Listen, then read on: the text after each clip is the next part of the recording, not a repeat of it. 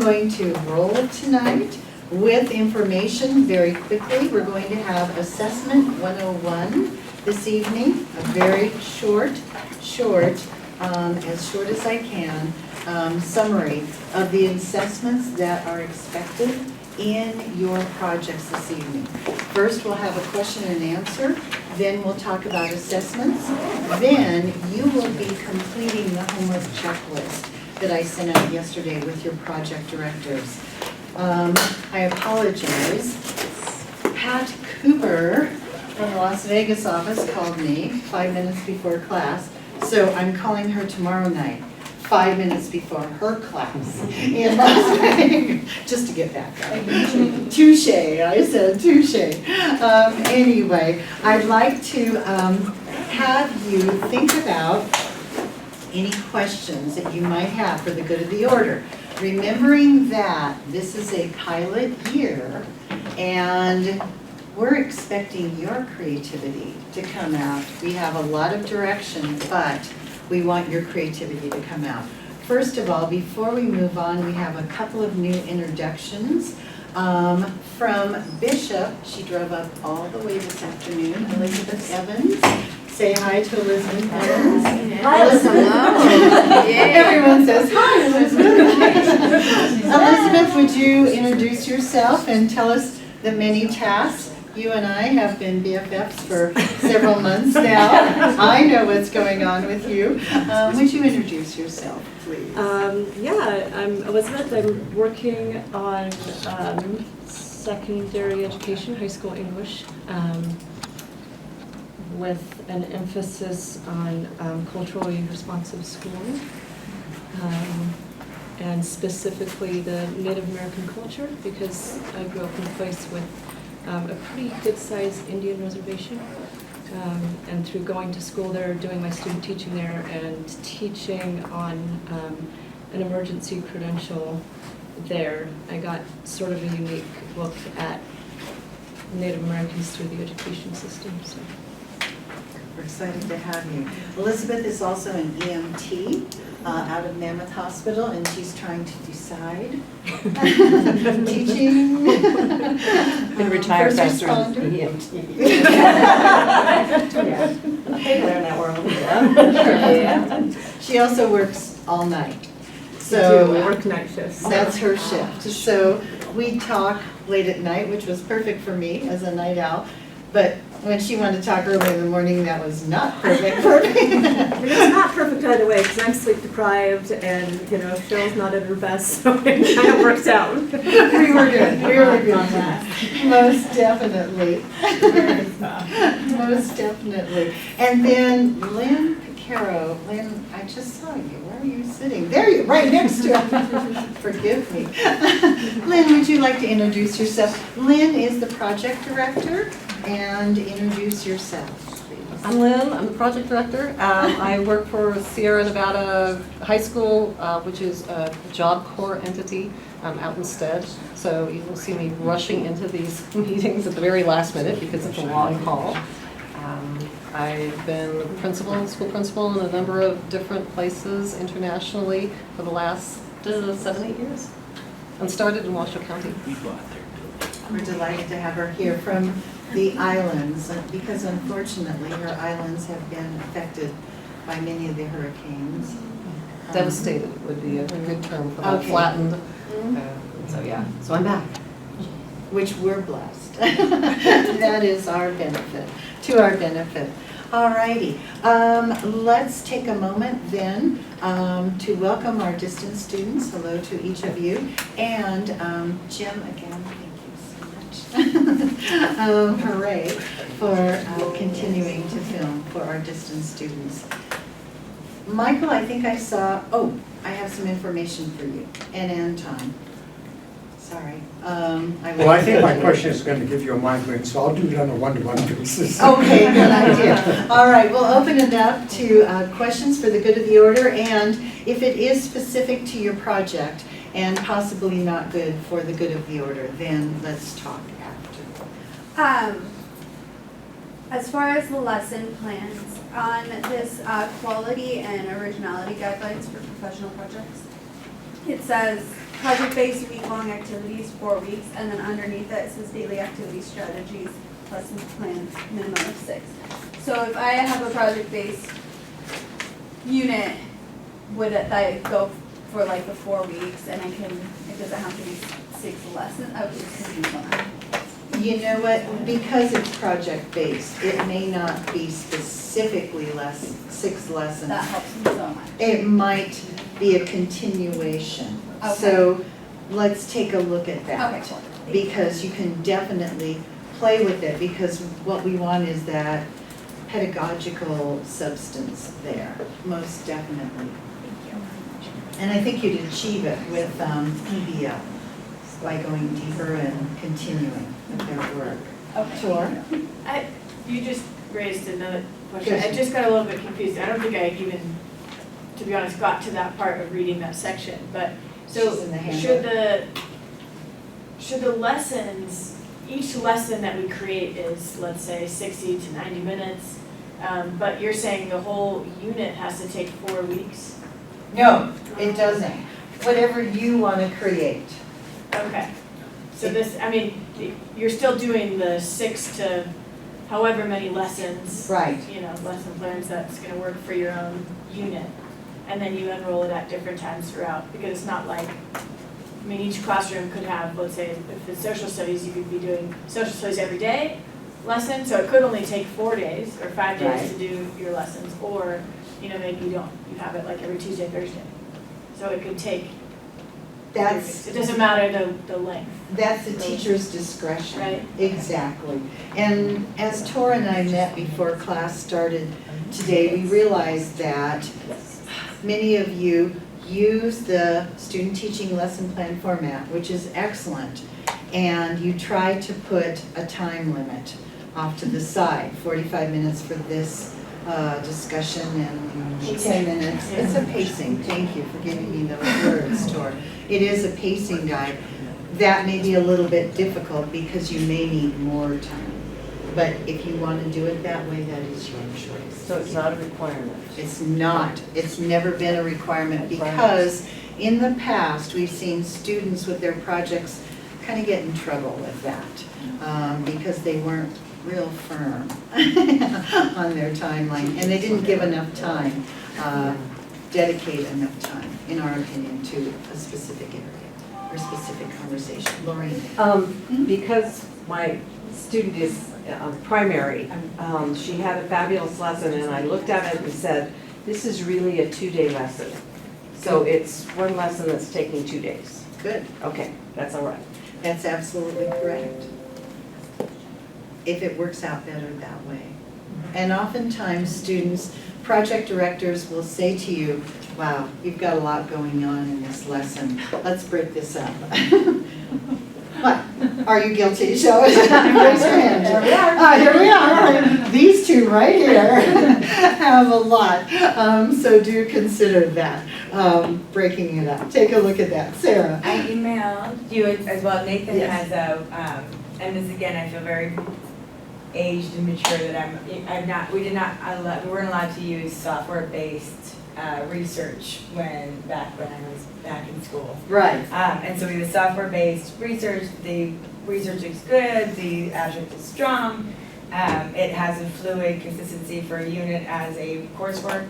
How do we incorporate it visually within? So he's wondering like screenshots of the student success or the activity or the game or the homepage, and then kind of looking through APA, like how do we do that appropriately or cite that, or what would be the right move for incorporating a tech or software program within your research?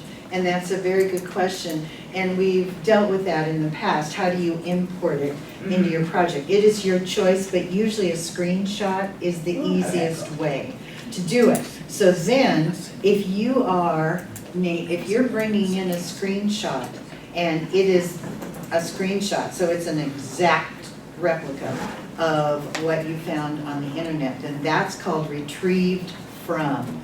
You will cite it as retrieved from. If you import a graphic organizer and then you change it, tweak it, fill it in per your content area, That's adapted from, because you've adapted it, you've changed it. That's how you cite it down at the bottom. So you retrieve from Sierra Nevada College, adapted from Sierra Nevada College, wherever you pulled it from. The activities or the things within your lesson plans, and you write A that. handout, Yes. anything. And you write it at the bottom Right. in notes of reflection, or is there a section, or you just want it to be separate? No. Gives a reference of retrieval. Of what? So if you take a Right. screenshot of their assessment, it says like start from 100%, and you take a screenshot of it, so retrieve from that. Like if he's showing the directions for using, how are you using it, Leah? Give us an example. Are you using just one screenshot, or are you using like the steps? Or this is what this technological game or whatever is going to look like? Tell us how you're using So it. it's basically a full unit designed to teach letter names, letter sounds. A lot of my whole previous portion, the whole research part, half of my research was on web-based learning and computer-based learning. So I'm using a specific program back on my research to show that we can teach letter names, letter sounds using computer-based learning as the main basis of your lesson. Got it. So it's going to be a very major component in terms of each section will be like 4 letters at a time for each lesson. So yeah, just incorporating a couple screenshots like showing, here's a sorting activity where the kid's going to be sorting uppercase and lowercase letters A's into a basket. Here's the screenshot of the activity they'll be doing on their computer. But you might have several screenshots Yeah. in sequence, and that's very possible. So maybe at the last one, then put retrieve from. Keep in mind, students, that if you create, which I hope that you will, because remember we have to keep to that 30% originality score. Keep in mind that whatever you create does not have to be cited. So we trust that you, when we see a handout, a really clever handout for learning your letter sounds that you've created, it's not cited as retrieved from or adapted from, then we know Nate has created it. It is a student created. Also, don't forget about clip art and those images. If it's free, you don't need to cite it. If it is a free public access, you do not need to cite it. So I screenshotted the activity that I did on the internet. Okay. Since it's because it's something that, you know, if you look here, it's a map. Mhm. And it's my map. I don't need to say retrieved from in that instance because it's. You created the maps? It's my like login and map. It's From the program. from the program. From another program? Yes, but it's my creation. Do you understand? Like, Actually, no, sorry. I'll show you later. Yeah, yeah. Yeah, okay, show me later, because unless you took a blank piece of paper and put a cute border on it with your own font and put in all your information, that's your creation. But if you pulled something from somewhere off the internet and then tweaked it to make it what you want, then that's adapted from. Okay, but if, say, any computer program, and it has, welcome user Jennifer, and then I put those things on the screen, and then I screenshot that because I'm trying to show somebody Oh, how I to see do what- that okay, step, that got it. process. It's like, okay. Would I have to, because I have to show, eventually I'm gonna show like 15 of those. Every time, if I was to say retrieve from, nobody else can replicate that No. unless they do it themselves, and it will not look the same. So I'm following you now. So, for example, if you use Annenberg Learning or you use Rubistar for teachers to pull a rubric and create a rubric, then in your resources section, you could list it there. Maybe cite it there, because that would enable the reader to know that, oh, there's a good site that could be used, and you could And label. it's in the instructions. Right, exactly, but you wouldn't have to cite, as you say, every one, but it would let the reader know that here's some good sites that you used. Absolutely. Okay, got it now. All right. Any other questions? There's got to be more questions. Ann? Is there a statement, and I know there are several lists of what should be in lessons. Mm-hmm. And I know that you've referred to, many people are using the lesson plan that you have created. Student teachers, right. Exactly. Right. But just to steer correctly, which components are necessary, which components are nice if you have them? Or is it like, we don't really want to answer that, we just want to see what you have? I mean. No, thank you. Thanks, Nate. You're very helpful. Right here. Well, there's some ambiguity with, like the crosswalk, I think, has some things, and that has some things, but that's cool. I'm good with that. I'll take that. That's all. You answered my question. These are, Zipping my lips. however, however you want to incorporate them, Okay. that is fine, but we want to see evidence of Okay. this somewhere. Obviously, the title isn't going to go after the assessments. That's good judgment on your part, how Okay. you'll organize it, but Okay. this is how it should be organized. Included. And it's important that you know, and our department chair has always said, and I've always agreed, that if you are using a lesson plan that is required at your school, I'd like to think that you are using a lesson plan, maybe required by your department or by your principal, then please use what is convenient for you, what you are knowledgeable of, and what you will use in the future. That's really important. Melissa. Even if that doesn't have all of these. You'll have to include those then. Okay, so just Absolutely. change it and adapt it, okay. Exactly, and create it however you want, but these are the elements that we want to see identified, represented, existing in your lesson. One more, but does it have to be like formatted this No, way? Or not can it be at like all, not at all. Okay. If that works for you because it's so automatic and it's already on your computer, then go for it. But not, here's where your creativity comes in, which is a benefit and maybe a little bit scary. Yes, most definitely. Amber. So like my first lesson was like with the PE lesson that has no equipment, no materials. Okay. Do I still need to list that? Like I don't, like do any write materials? None? That seems There's odd. no equipment and no materials? I mean, no. Do you use it like a clock or a stopwatch? Yeah. Nothing? I have to see that. Just participating students. Yeah, very. Student bodies, Like, yes. the one that does Playworks, and Playworks tries to make it like user-friendly in the sense of you need very little. Then just state where it says materials. Just none. Just put none included Okay. or none used, however you want to state it, but just let the reader Like, know. okay. There's nothing that they need to collect Okay. to deliver this lesson. And may I just Sarah, piggyback here?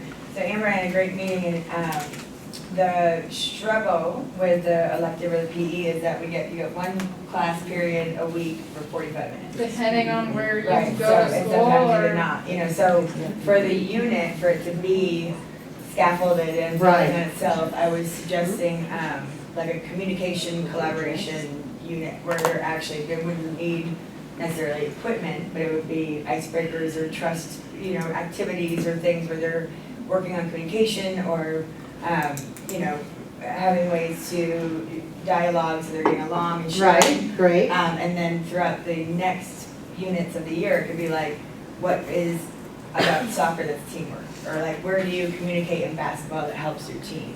Right, so like applying these things, but starting with a 6-week unit so that she could do K through 5 without it having to be, My first Yeah, lesson's 'cause- designed for like day one of the year. yeah. 'Cause it's- Right, and you're gonna have to add some meat. You don't have to Right. go by what time frame Right. you're teaching right It can now. be ideal. And remember, yes, as As Tara and I talked about it, it's the mythical project, it's the perfect world. you're going to Disneyland. Right, so we Because can. this one is whatever you want. You have all your resources, your kids behave perfectly, you have no students with behavior issues, and they work together beautifully. It's La La Land, it's wonderful. And we hope that, and you don't have to test it in your classroom first, but we hope that you will, and hopefully it will work. And we can talk about that more. Yeah, absolutely. I just want to Definitely. be practical. Right. Like, I And want you do, someone- but we want you to be substantive. We really do. That's important. Tor? Quick question, just at the end of each lesson, I'm just looking at the list here of what it says on Mhm. the required lesson plan components. Do we, it doesn't list it here, but should we be writing like notes to teachers on like explaining exactly what you're trying to, specific directions? You can do that. If and we you- want, but we don't have to? You don't have to, but you might need to include a component of bringing in some background information. The point some of no- this, or what we're trying to get at is this, you know, to Right. make it. Or more- previous knowledge that needs to be brought in, and the teacher may have to review it, Yeah. may have to discuss it with the class before proceeding Okay. forward with So you it. can include some direction or a note to teachers for Absolutely, people who are gonna use this. Okay. absolutely. For example, if you used a young adult reader at the high school, secondary level, and it was maybe one that just came out, was just published. And so the average, not average, but the teacher may not be familiar with that text, with that reader at all, and, or that novel. And so you might want to put in just a brief bit of information about that book, so that the teacher would have a bit of background on it. Maybe even a link for where to get a review of it or to purchase it, something like that. And that doesn't isolate it too much? I just, No. yeah. No, not at all. If that's what the lesson is built Right. around, is that particular text. Okay. Right, as a good piece of literature that you're bringing in. Research, yeah, this is what we'll do because, right. Exactly. Scotty? I think Cheryl said students need to remember that these are instructional guides Uh-huh. for other teachers, and that the most important thing, in my opinion, are the lessons. When I pick up your project, I want to see the lessons. How am I going to teach Spanish to Spanish kids right there, instead of turning 3 pages before I even get to the lessons? So as it lists here on the lesson, steps to the lesson, student engagement, those, in my opinion, are one of the most important things in Absolutely. the lessons. And I don't want to turn 2 pages before I get to those. Thank you, understand what I'm Scotty. saying? And that's really important, and that helps me to kind of springboard off what you just said, in that, keep in mind, and as I read some of your lessons, I look at them as almost black and white, in that some are truly instructional lessons, in that you are delivering instructions to the students. You're actually telling the reader, your audience, which is a teacher, that's who you're writing for. That is the assumed audience of your professional project, is a teacher, a classroom teacher, or whoever you're writing for. But going to the black and white side, some of your projects, I look at them and all you're doing is telling. You're just telling. You're not teaching. You're telling. I had a student who said, research Native Americans. That's a little bit large, That's a lot of wide information, and that is telling me to do something. That's not teaching. That is not giving me, as Scotty said, the student engagement. First, start with the steps to the lesson. What's going to be done? Research might be one of the first things that you're doing, then maybe a discussion, then back to the research, whatever. But then in the steps or the student engagement, teach us something. Just don't send the kids off to research. You have to be specific. Show, not tell. Exactly. Thank you. Thank you, Kelly. That's what I say, you're just telling me something. So, teach it to me, show me it, model it, demonstrate, tell me how it's done. Thank you. Rob? I have two questions. Are we to have rubrics in every lesson? Yes. So we're gonna find something to assess in every lesson? And I'm gonna talk about that in just a few minutes. Okay, and Absolutely. then question two is, should we refer in any way to the research basis for what we're doing in the lesson? So like in one of my lessons, I have like, this is, so kind of like a little excerpt from one of my annotations, like this is the research-backed method for this, and this is why you would wanna, this is the whole point of this lesson is backed by research, or would it be better just to Good point, so now I'm jumping back to tour. That'd be a good spot. If you feel it's really important and you want to inform the reader, then put it in a background information or note to teachers embedded in the lesson. So Or like at the end of the lesson. I have that, Maybe. Create a whole second. but I like, also box. feel like I wrote 12 research annotations that I'm basically just re-quoting. So would it be, do you feel like it would be better to just say like, see annotation 8?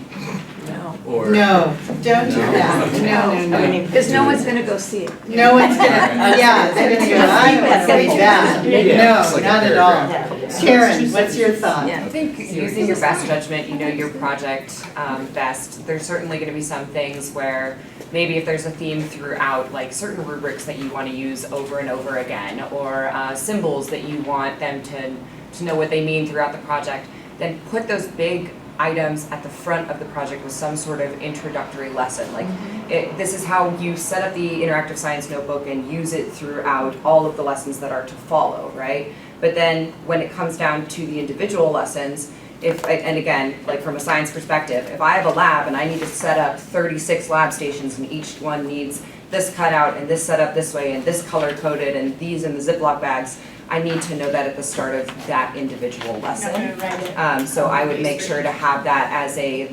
background to teachers or before teaching this lesson or however you need to word that. And talk to your project director about that because they may have done something similar like this before and they can really help you with that. Which you have, Taryn, thank you for bringing that up. I hold in my hand Exhibit A, which is Molly Bernard. Taryn was her project director last semester, and in the spring of 19, implementing scientific notebooks and instructional guide for third grade science educators. If you have information like that, you can creatively build it into maybe the beginning.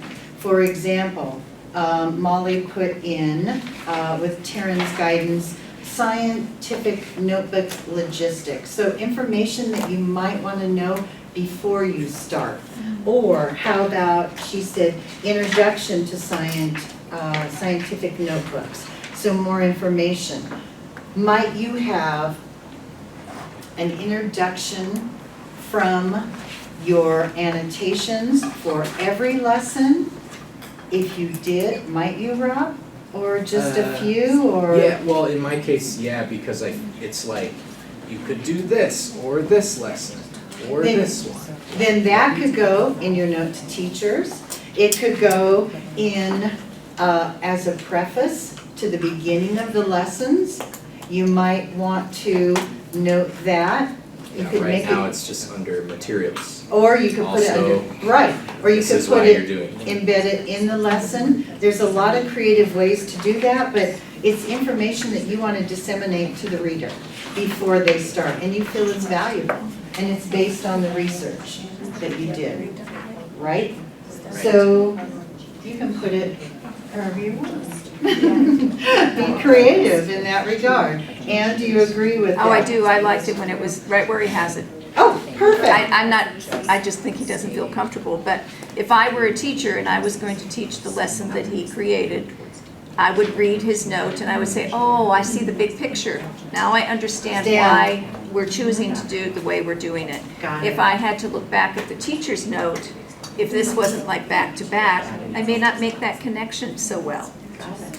So so. Perfect, excellent, good to hear, thank you. Thanks for bringing that up, Rod, because that's a good, for the good of the order, a good question. Hey, Couldn't you tie that into the standard-based unit introduction? Like, couldn't you include a lot of that information? And right there? exactly. Where you're just saying, this is the research I did, I'm using this different pieces of research in my lesson, and that way you kind of say what you're putting into it right there, and you don't have to tie it into the lesson. You're absolutely right. Okay. It's your choice. See where it is most applicable. Where does it feel comfortable? Right, And exactly. Rob, feel that it's comfortable where it is. Hopefully we've confirmed that for you, validated that. All right, any other questions? Okay, I'm going to discuss Assessment 101. As I pull this up, Taryn, you had some important announcements or questions that you wanted to ask about a possible sub. Do you want to announce that to the class now? We've got our two faculty members from Reno, or Kelly, and Chris here, and quite a few science people here. So go ahead. Sure. Well, of course, we have a huge sub shortage in Washoe County School District. Yes, as you know, I have some pretty incredible students that are very self-sufficient, and there are a few different events that I'm going to have to leave my classroom for. I've got a HOSA event and a training through FEMA, and so I have some consecutive days that if anyone would like to come, watch my 6 different prep periods and come enjoy my students, please reach out to me because I would love to hire you for my class for a week or 2 at a time. That's pretty much it. And if you want to pick up extra hours, let me know and I'll pass your email on to others. I have one that's 4 days long, like 4 straight days. It's like 3 back-to-back trainings and then I'm going for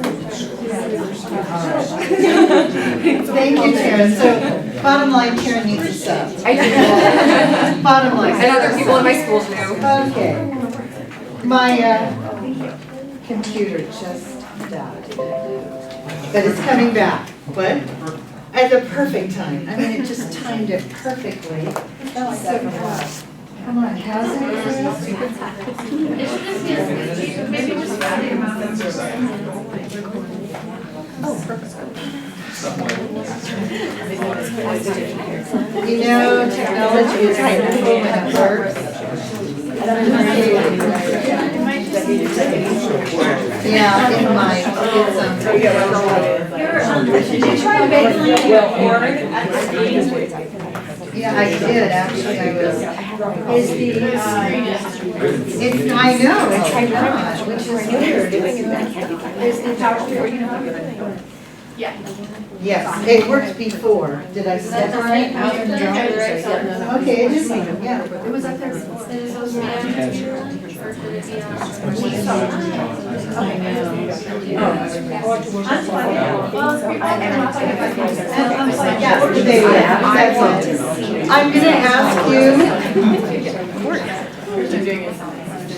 I'm gonna ask you, I sent your handouts tonight, so we'll do this quickly. Would you please pull up the handouts that I sent you tonight and pull out the assessment PowerPoint. It looks like this. Second class. Second class handout. I sent it this afternoon about 3:15. Looks like this. While you're doing that, keep in mind, as we begin a quick discussion on assessments, no single test can accurately measure what a child knows or a community of students needs to know.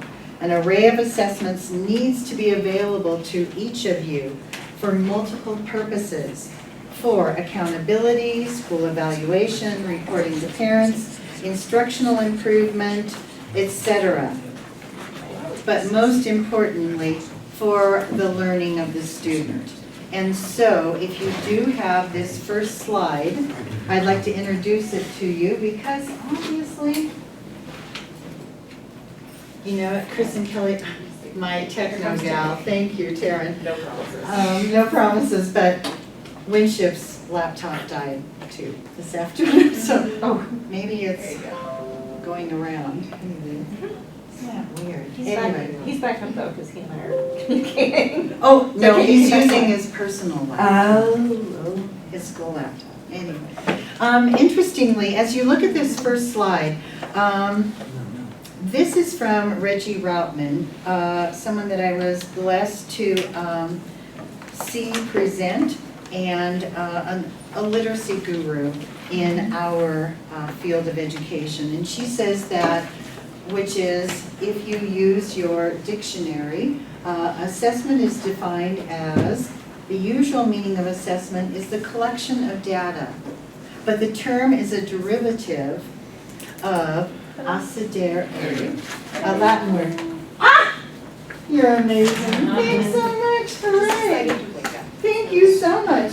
Did it just need more? Did it need more? Just needed a couple enter buttons. Okay.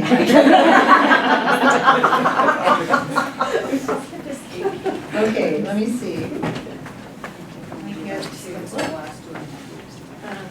Go back. Come on, go back. You have to put your mouse over to the side, the next, so just, yeah. Move it. Move it into the front.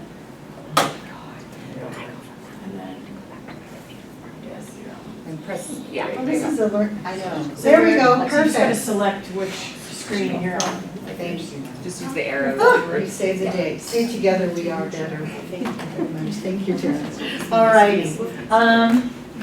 Assedere is a Latin word, surprisingly meaning to sit beside. If you look up in the dictionary, it says literally to sit beside, as does the word assess. To assess or sit beside someone, which is exactly what we want you to do as you assess your students. The formative and summative. Now, in your project for this semester, each lesson will have a formative assessment. Each lesson. We are asking at the end that you do a summative assessment. So, an evaluation of the entire unit, group of lessons, whatever you are referring to. So, a formative assessment versus the summative. Formative assessments measure student comprehension in the process of learning a skill or acquiring new knowledge. So basically, it's ongoing, and you are constantly checking for their understanding before you continue. What does the child learn so far? The teacher helps, facilitates, guides instruction with feedback. Now this can be formal or informal. If you would please, you can review. There's a slide that looks like this. It's summative, formal, informal, formative. There's also a very, very valuable slide that I do like, and it was the first one that was attached to your email, and it's called Comparing Formative and Summative Assessments. And this will give you an understanding. We are seeing as project directors that many of our students are struggling with assessment, understanding, and how to assess the students. So we're trying to build this into your project so that you have a true grasp of measuring or evaluating your students' learning. The teacher helps, facilitates, guides instruction with feedback. That's formative. Can be formal or informal. So here is an example of an informal assessment. And I gave you a couple of examples in the email, which you may not have had time to read. But basically, you've got your students that you are monitoring, and you are doing an old-fashioned thing that we call kid watching. Just basically, you are the best evaluator of your students. And so as you monitor your students, you are informally just saying, Nate, I'm noticing that you didn't put a capital letter there. Lorraine, you forgot a period at the end of your sentence. And so you're basically just sitting down beside them and working with them as they continue to work. Formal. This is kind of tricky. Formal, informative. I gave you an actual example. And so in your email, I said, this is how you might write it. Monitor the classroom during small group discussions, providing feedback as needed. Following small group presentations, students will be evaluated per the presentation rubric discussed with the whole class prior to activity. So basically, you've got a presentation rubric that you have created for use after the students have presented their research. So that's a little bit more of a formal assessment that is ongoing as the students are working. The summative assessment measures student comprehension of a lesson or a unit at the end of instruction. I think we all know what those are. Those are very similar to the state mandated tests, or maybe end of unit math test or social studies test that you might be doing. What did the child learn during or at the end of instruction per the test? There's no ongoing kid watching, so to speak. There's no ongoing checking for learning or understanding. The teacher does not help during the assessment, and the results of the assessment indicate the learning. Whereas with an informal formative assessment, that learning drives the instruction for the teacher. It obviously tells me that maybe Nate and Maureen need more information, more guidance on punctuation, on grammar. Lorraine? So a checklist of students would be informal. It's data collection, but you're just using it to get a sense of reteaching or? Exactly. Okay. That could, absolutely. That, I would call that kind of informal. I used to have a clipboard, or sometimes I put Post-its on as I walked around and made notes to myself that Nate needs more help with punctuation. Lori needs more help with punctuation. How would a summative assessment fit in a project-based learning unit? So this is great. Good question, Ellie. In that, Tora and I discussed this. In a project-based, that would be at the very end. At some point, you're going to have closure, right? You're going to finish your project. So look at all of the activities that the students have participated in, or what you have requested or required of them throughout that project-based learning. This is how I see it, and how you can do it. A suggestion, Ellie. Then, at the end, whatever you felt was important, then you are going to assess them. For example, Tora and I discussed at the end of her project, she might have the students participate in costume in a presentation that would be something like possibly a debate. They're talking about the Civil War. So if they did this, then she would have some sort of evaluative tool, which would be her measurement of all the learning that she could, maybe a rubric, something, that she could then use for each of the students. Or maybe, if it's, go ahead. Yeah, or maybe it's like they've participated in all these activities, and then you have some type of, it can be like a written test, but they can use, the timeline they created in this first activity. They can use the notes they took in their note taker. They can use the things to then, answer the question. Yeah, the question. However you want to set it up, but it's going to be an end of unit course. Show your knowledge. Exactly. My question on that is, teacher does not help during the assessment. In a final project, the students are still gonna have a billion questions. They're not gonna have questions on how to do that, but they will have questions just to make sure that they are giving what, to give you what you want, right? So it's not necessarily the same as like during a test where it's written, be quiet, shh, don't ask questions. Like, I would think final projects are more flexible. You can structure it however you want. Okay, It's also maybe a rubric, like this is what you need to include. If you Right. didn't include this, then this is why you're getting marked off, Right.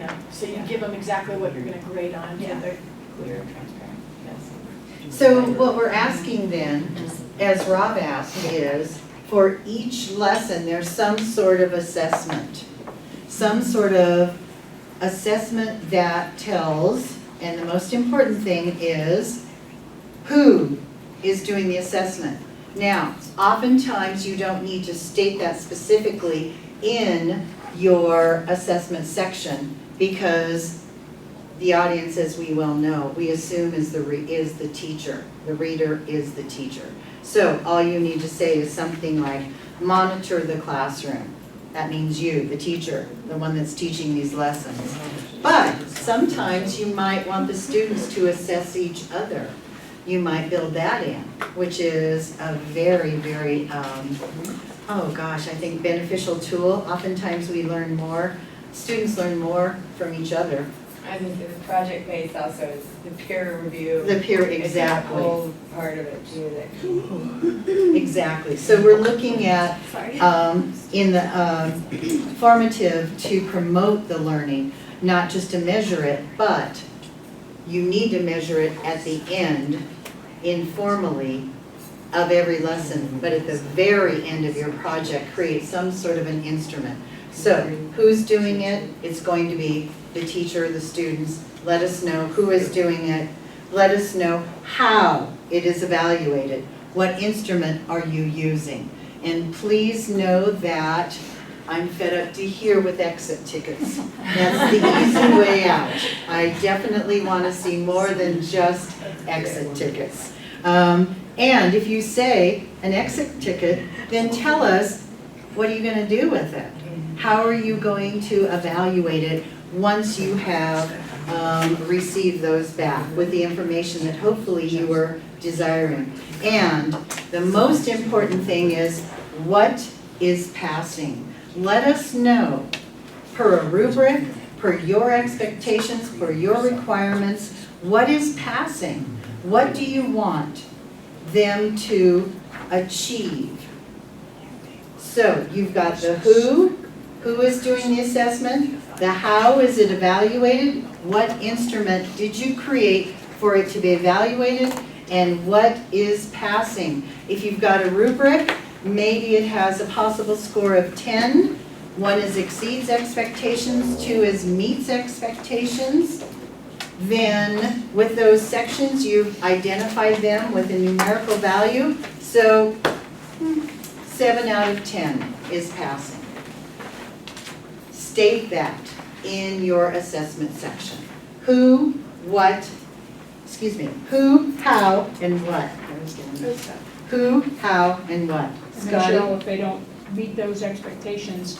Then, yes, thank you. And if they don't meet those expectations, then reteaching is necessary. Please include that. That's very important. Remember that these projects now, because there are fewer lessons expected or required from you, really need to have a lot of meat to them. So put in as much as you possibly can. And this is where your project directors are of value to you mentees.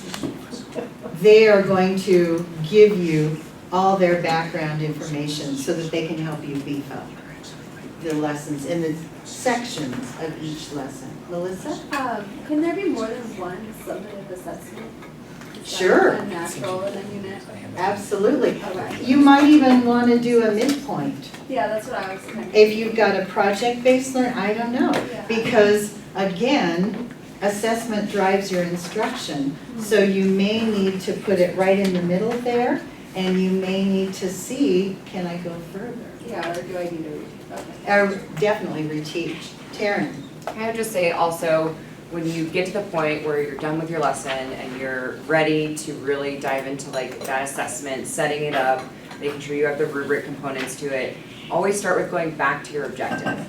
Go back to that objective, read it, and if it says like, I can, student will be able to, whatever that says is what they should be able to do to demonstrate mastery of that content at the end of your lesson, if that makes sense. So I think that's one of the first things that we do when we start flipping through projects is I look at the objective, I immediately go and look at the assessment before I even look at what's in between. And if that doesn't match up, then there's a disconnect there already. So really think of that, objective to what the assessment is. And also, if I may add to that, Taryn, your standards. So Yes. here's your standards, then your objective, then your assessment, they all align. That's teaching you good teaching practices, basically.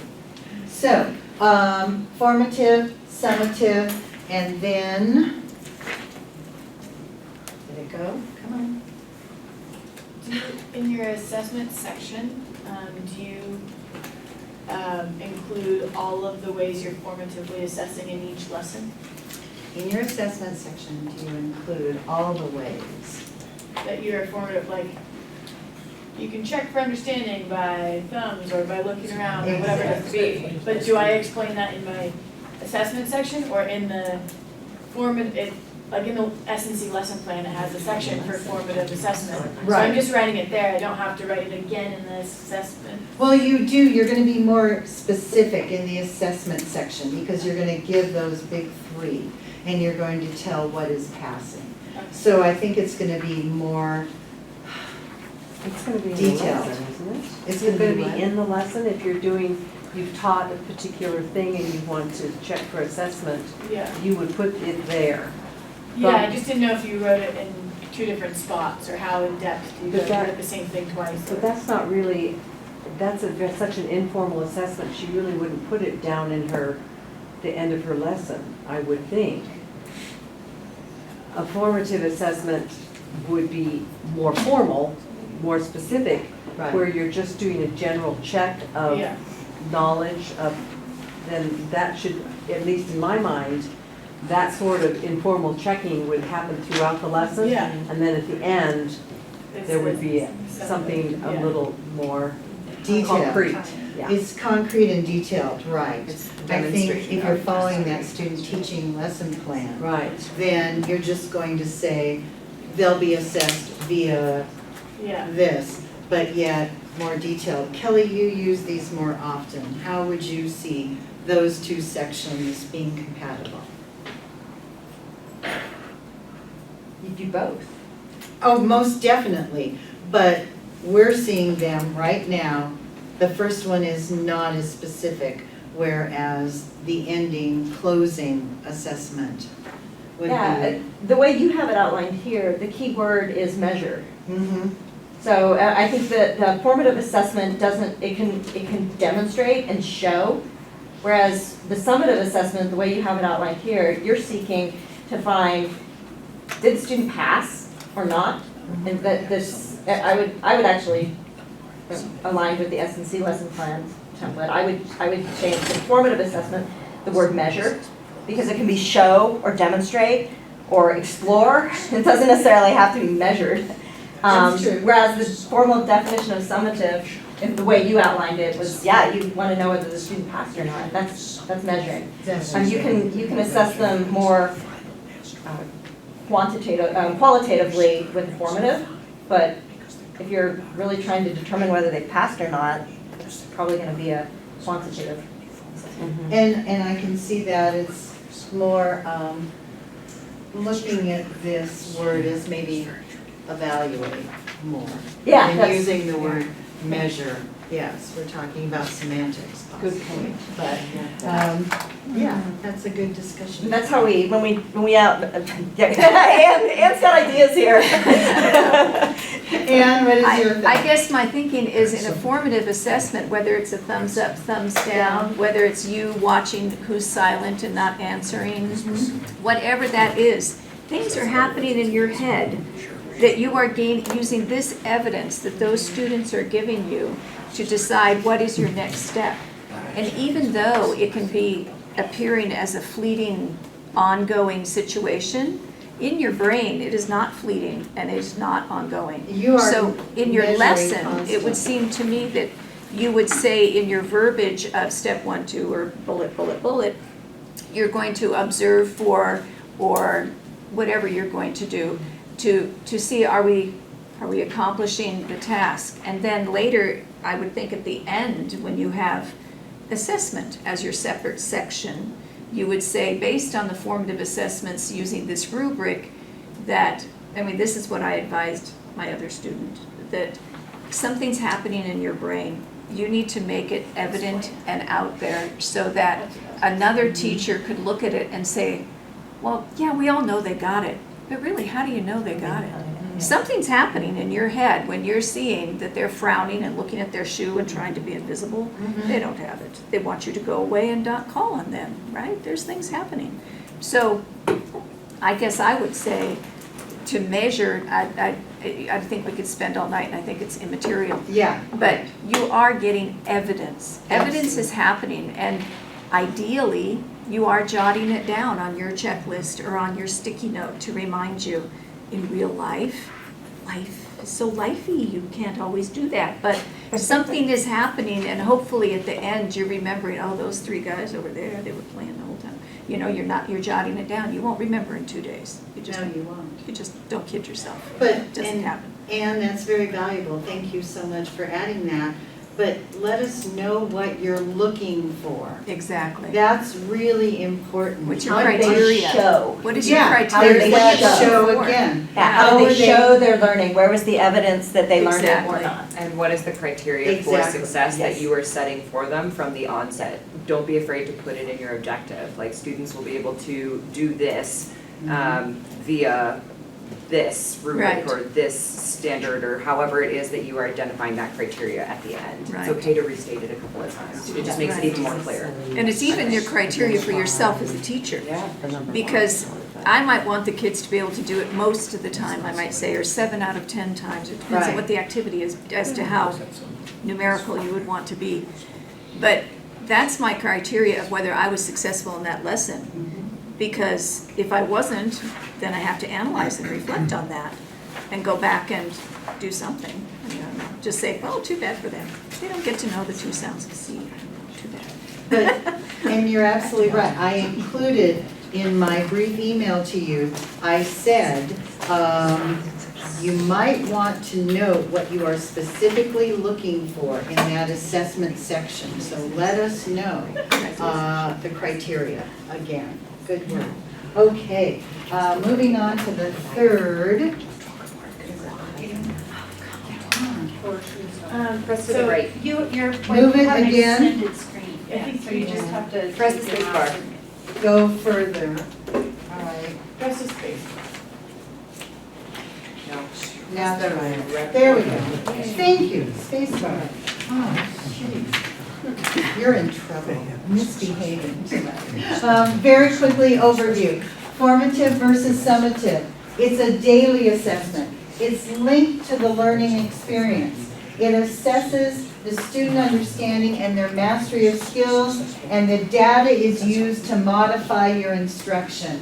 Formative because it's ongoing. Summative then, end of the lesson, unit, year assessment, which we're expecting for these projects. They're state assessments, they're aligned to the content area state standards, which of course are the formative also, and the component of teacher accountability and evaluation. These are our mandated yearly progress that we're accountable for, unfortunately, as teachers. So, and unfortunately, oftentimes, these scores, the summative scores, are noted in the newspaper. They may be printed in the newspaper, or you may see it in the news. But anyway, formative, summative, we need to see some form of evaluation in each of your lessons. I gave you a lot of information. You can read it. I don't want to take up any more of your time because the most important thing is that you have some time tonight to work with your project directors. Here's what I'd like you to do. There are just 2 tasks this evening as you work with your project director. The first one is to complete, it was on page 32, but I have made hard copies here for you. I will pass these around. For each student, fill this out. This is mandated by the department that you have read the handbook and the course syllabus agreement. I will collect these tonight and keep these all semester. Pass them to the students if you would please. And then these are the homework checklist.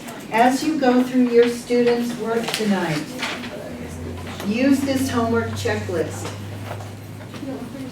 Again, please keep in mind that this is a rough draft. We are talking about a rough draft, but we want you to have tonight a direction. We want you to know where you are headed with your lessons. And if you would please, very quickly, turn to page 21 of your syllabus at this point in time.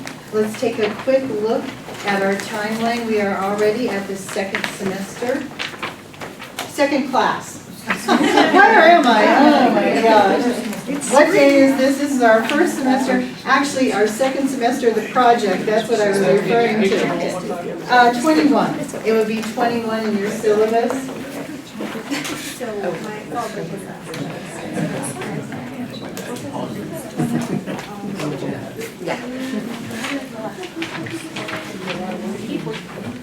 All righty. Yes, keep working, keep working. A couple of quick notes that I incorporated to this very brief overview of what is expected for tonight. First of all, I wanted to ask each of you, did you see the projects? Were you able to access them online? They're buried very deeply, but you're able to access them. All righty. And secondly, I want some of you to know, I forgot to mention this in our first class, in order to graduate from the college, you need to have an audit that confirms the fact that you have completed all the coursework. And yes, you will pass or not pass this specific class, but the most important thing, in order to finish the program, you need to have completed every required class that was expected for your grade level, be it elementary, secondary, SPED. And so I have begun some of the audits, and I will be communicating with each of you. It will take me time throughout the semester to do that, but I have begun to do some of those, and I've already talked to some of you. Again, Ellie. Is that, if we have our teaching license already, is it assumed that all the classwork is? No. Okay. No, Okay. it is not assumed. This is for Sierra Nevada College. This is what we expect for you to walk at graduation and then complete our program with a Master of Arts in Teaching degree. You'll get that diploma when you finish. But the most important thing in order to complete the program is the coursework that we required of you at this level. We're kind of two entities, although we unfortunately follow the state, their requirements. Kelly, do you want to speak to that? My only thought was that you have to have all of your coursework and all of your testing. Absolutely, they know that. And anything that you needed for licensure is also required for your degree. So if for some reason something slipped by at some point, you still have to have all of that.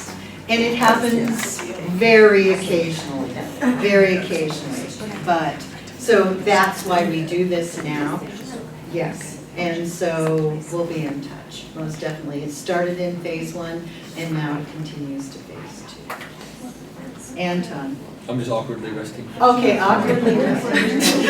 I like it. All righty. So we're going to have you complete the homework checklist. I want that document. I also want the agreement document signed and turned in to me before you leave tonight. And think about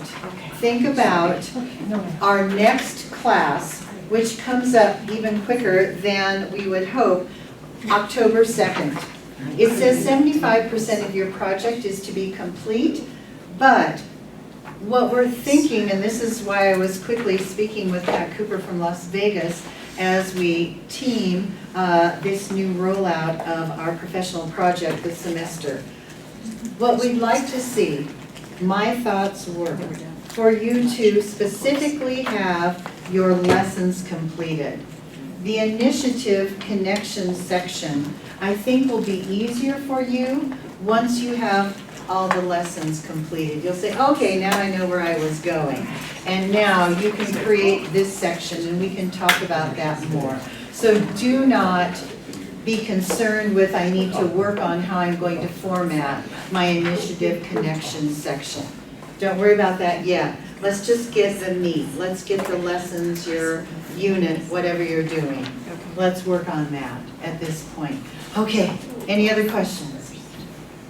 You guys are great, and I'm really excited. I've seen some really good stuff. We're going to have some exciting and very beneficial projects going forward. I believe that. Okay, with that said, I'm going to leave you to your project directors. I'm going to ask for about 5 or 10 minutes to work with my student, and then I will be available. I will informally monitor the class and answer any questions that you may have. I will see you again October 2nd. Michael, what's, I just want this to be your first stop. Okay, and I have all that paperwork that you sent me. I've reviewed it, so I'll give it to you. Scott. Do you want the sheet where we sign that the student has completed each of the? That's the homework checklist. I didn't send it around. It's right here. Oh, okay. I'm sending it around. I want it back. Yes. All right. Ready, set, go. Thank you all. Okay. Yes. But then, but it is, I was the same.